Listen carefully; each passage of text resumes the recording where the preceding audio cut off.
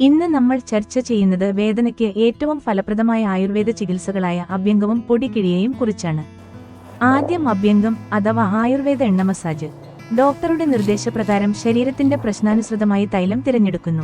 ഇത് ശരീരത്തിനുള്ളിൽ നട്ടെല്ല്, സന്ധികൾ, പേശികൾ എന്നിവയിലെ വാതദോഷത്തെ നിയന്ത്രിക്കുകയും രക്തചംക്രമണം മെച്ചപ്പെടുത്തുകയും ചെയ്യുന്നു.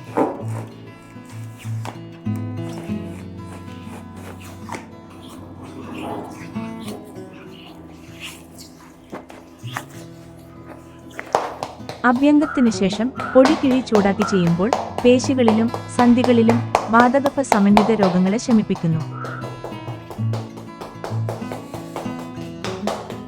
ഈ ചികിത്സ വേദന, ക്ഷീണം എന്നിവയെ കുറക്കുന്നു. അസ്ഥി, സന്ധി, പേശി സംബന്ധിയായ പ്രശ്നങ്ങൾക്ക് ഫലപ്രദം.